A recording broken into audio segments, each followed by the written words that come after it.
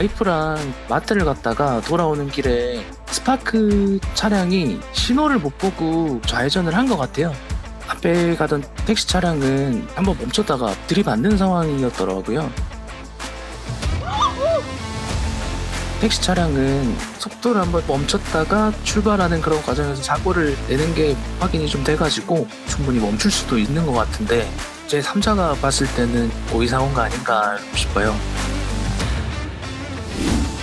40, 50대 정도 돼 보이지는 아주머니셨고요.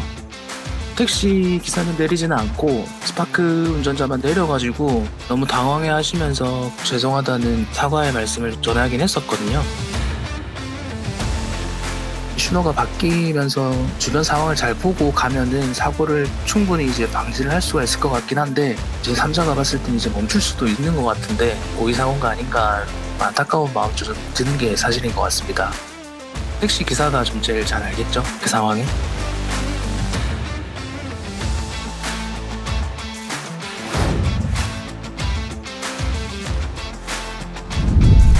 도시고속도로 타고 내려오면서 택시랑 같이 내려가는 길에 차선을 바꿀 듯 말 듯 하면서 차선을 물고 달렸고요.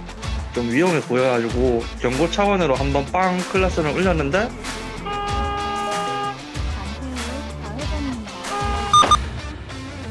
갑자기 급정거를 하면서 택시 운전석 뒤쪽을 박았어요. 그 앞에 있던 SUV 차가 우회전을 하는데 골목길에서 차가 한 대 나왔다고 얘기를 하더라고요. 택시가 급정거하면서 제 차선 쪽으로 들어올 거라고 생각을 못했죠. 제가 안전거리 미확보한 게 제일 큰 실수긴 하고요. 그 택시도 우회전을 할 거면은 이제 깜빡이를 켜고 뒷차에 신호를 줘야 되는데 차선 물고 달리다가 바로 우회전하려고 했었던 것 같아요. 저희 보험사 쪽에서 차선을 물고 주행을 했으니까 이거는 100%라고 보기는 어렵다라고 말을 했었는데, 상대방 보험사 쪽에서는 차선을 물고 있다 해도 너무 바짝 붙었다 이런 식으로 얘기를 하더라고요. 그 다음날 제가 100%라고 저희 보험사 쪽에서 얘기를 하더라고요. 아직까지 뭐 사고 처리는 완벽하게는 아니고요. 택시기사는 통원 치료를 할 줄 알았는데 그게 아니라 입원을 했다고 하고요. 저희 보험사 쪽에서는 경찰까지 끌고 가면은 벌금이랑 벌점 이렇게 맞을 거다, 손해를 분명히 볼 거다라고 얘기를 하니까 아직까지 결정을 못 내렸어요. 다른 지역의 택시들은 모르겠는데 부산 지역 택시 같은 경우에는 너무 험하게 운전하는 데다가 차선을 물고 주행하는 택시들이 많거든요.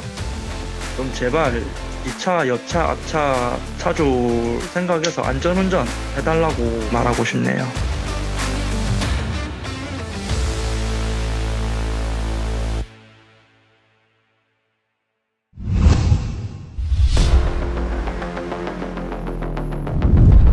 와이프랑 장 보러 나갔다가 집으로 이제 들어오는 길이었어요. 그래서 집 앞에 이제 좌회전으로 빠지는 구간이 있는데, 저희가 직진 차선에 있다가 좌회전 차선으로 빠지는데 갑자기 택시가 나타나가지고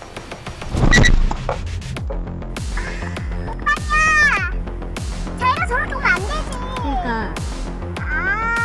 좌회전 구간이 하나 더 생기게 되면 안전지대가 이렇게 삼각형으로 생기잖아요. 당연히 차가 오지 않는 구역이라고 생각을 했고, 택시가 이제 뒤에서 안전지대를 무시하고 직진을 하면서 저희 차를 박았던 상황이에요.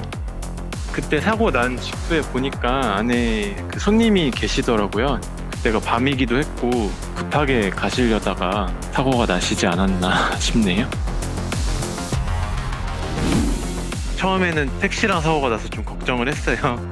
블랙박스 채널에서 몇몇 안 좋은 택시기사분들 케이스를 봐가지고 어떡하나 싶었는데, 사고 나자마자 택시기사분이 내리셔가지고 상황을 보셨는데 저희한테 와서 괜찮냐고 물어봐 주시고 죄송하다고 말씀해 주셨어요.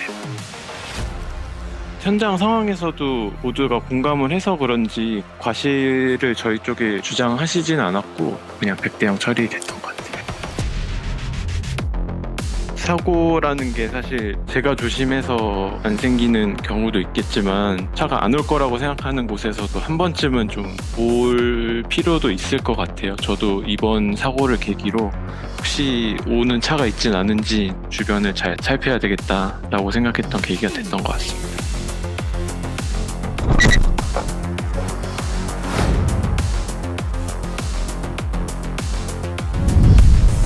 1차선, 2차선은 직진 금지, 좌회전 차선, 3차선, 4차선은 직진이었는데 상대차는 2차선에서 방향 지시 등 없이 바로 옆에서 이렇게 확 들어와서 사고 났었어요.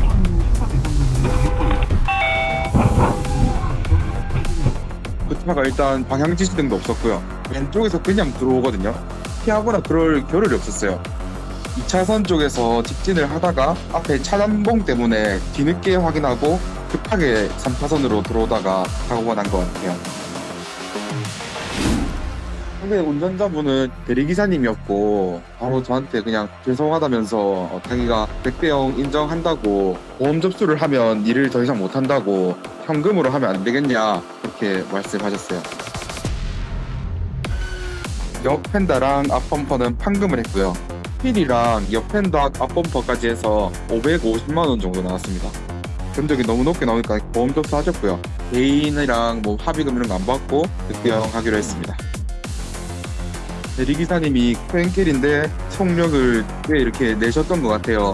처음 가는 길이다 보니까 도로 상황을 잘 모르잖아요.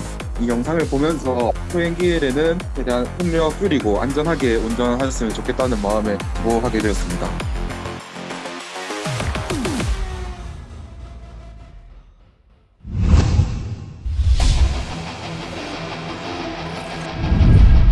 제 앞에 있던 제규어 차량이 차선 변경을 하는 과정이었던 것 같은데 마티즈 차량이 급하게 옆으로 피했다고 해야 되나요? 그게 이제 사고로 이어진 것 같아요.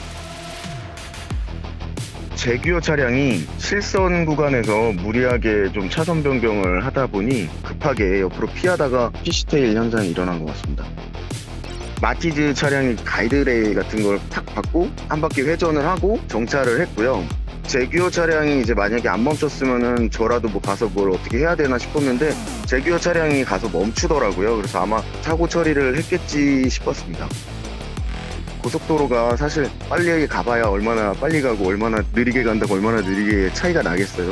위험하게 너무 과도한 차선 변경 자체는 상당히 좀 위험하다고 생각하고 주의해야 되지 않나 싶습니다.